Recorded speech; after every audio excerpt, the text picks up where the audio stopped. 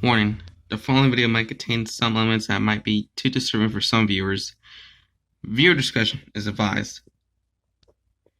November 15th, 2014. Dear Diary, I recently brought myself a Game Boy Advance SP off of Amazon to bring back some memories from my childhood. It pleased me that the previous owner was a fan of Sonic like I was, and included the Sonic Advance trilogy. All three games came in their original boxes, which really took me back to when I was younger. I can't wait to play these games again. I used to play them a lot in my free time. My parents were always bugging me through, telling me to go outside or help them with something I wasn't interested in. Eva, go outside. Eva, put that game down and come help me move this dresser. It always annoyed me. Whatever I finish up doing whatever my mom or dad wanted me to do, I race back upstairs to my room and dive onto the bed, grab my Game Boy Advance SP, and fire up the game I was playing again. I'm 17, so it'll be a little different this time. I opened the box of Sonic Advance and took out the cartridge. Almost instantly, I drop it. I felt a chill run down my spine when I pick it up, like sticking your fingers into the snow on a cold day. I put that cartridge back in its box and played Sonic Advance 2 instead. I was trying to stay focused, but I kept wondering about the Sonic Advance cartridge. Why did it give me a chill when I pick it up? November 16th, 2014. Dear Diary, I took the Sonic Advance cartridge out again, only to be greeted with the same bone-chilling feeling as yesterday, and put it back in its box. Now I knew something was up, but what was going on with that game, I didn't want to find out. I went to GameStop today and brought a copy of the game from them. Nothing unusual happened as I held it in my hand, so when I got home, I put it in my Game Boy and fired it up. It was an enjoyable playthrough, and late that night, I decided to stay up and do what I love to do for music. Keeping Amy underwater in Ice Mountain Zone.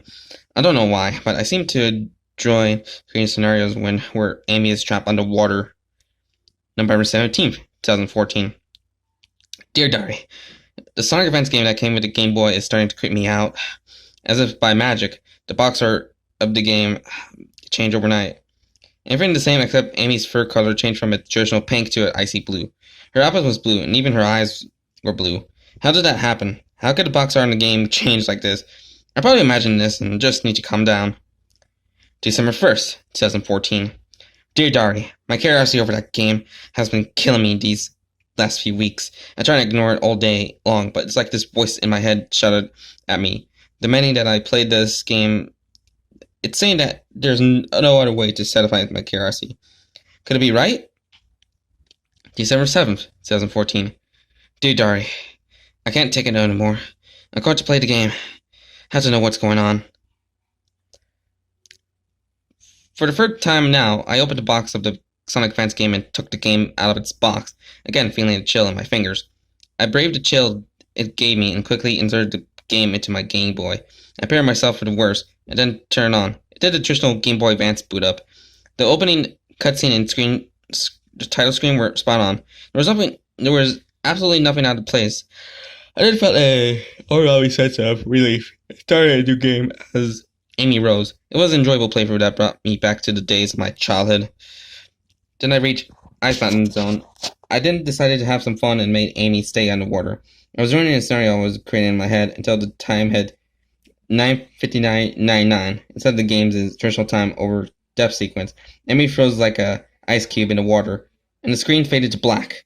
I was then responded at a checkpoint above water, even though I was sure I had picked one underwater. And the game was doing strange things instead of the time resetting to 000. I say at 9:59:99. When I look at Amy, her sprite was doing something I had never seen it before. Shiver. She was hugging her arms frantically, rubbing them with her hands in a futile attempt to stay warm. I pressed right, and Amy walked right. Continuing to hug her arms, I led her to the water. When I walked down the slope to go into it, I was met with a nasty surprise. Amy slid across the top.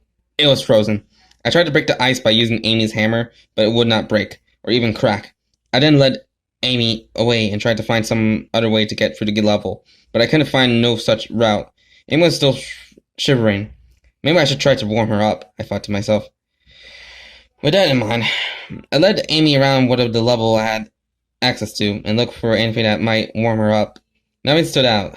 Amy was starting to shiver more violently, not knowing what else to do. I led Amy to the wall, where she sat down and curled up, pulling her dress over her legs in another attempt to stay warm. I decided to come back tomorrow and try to figure this out. As I lowered my fingers towards the power switch, a text box appeared on the bottom of the screen, and it read, "Please don't go. I need your help." Was that Amy saying that? I looked at Amy, and her sprite was starting back at me, with a pleading face, and looked as if she was about to burst into tears. I began to have second thoughts. I thought about it, but decided against it. It was just a game. I told myself, it doesn't mean anything. With that, I flipped the switch and turned the game off. December 8th, 2014. Dear Diary, I started to play the game again. I grabbed my Game Boy and turned it on. To my surprise, it loaded to exactly where I was yesterday, and skipped the boot up, opening cutscene, title screen, and main menu completely. I looked at Amy, and I was horrified at what I saw. Amy looked exactly like she did on the box art. Her fur was icy blue, her outfit was blue, and her eyes were blue. I tried to make her move, but I was greeted with a text box that read, "Amy's legs are nub." After about a minute, Sonic walked on screen. The time started to count down from 9:59:99, and the game began to play like a cutscene. Amy jumped up and threw her arms around Sonic. "Amy, why are you so cold?" Sonic asked. "What happened to you?" "I've been trapped here all night," Amy replied. "I'm cold." "Well, let's warm you up then." Sonic assured her. Amy clung to him more tightly, and Sonic took a seat with her. Amy's color was starting to return to normal. I was jumping for joy inside as I watched Amy grow warm again. Then the time hit 0000. Sonic disappeared, and Amy's sprite returned to the way it looked when I started the game. But this time, she was laying on the ground motionless. It was then I realized that what was going on. Amy has been hallucinating. Amy was dead. She froze to death. The screen then slowly faded black. 3 words appeared on screen that read, "You killed her." After reading this, I pressed A. The game went back to the title screen. I went to Time Attack, and scrolled over to Amy. Her sprite was frozen, and it read, "Frozen by Eva, 12:08:14," instead of Amy Rose. I shrieked in terror and shut the game off. I took the game out and put it back in the box. It was frozen on there as well, and non-existent on the box of the other 2 games, as if she didn't exist. In a panic, I loaded up Sonic Advance 2 only to find the same message. Frozen by Eva, 12:08:14.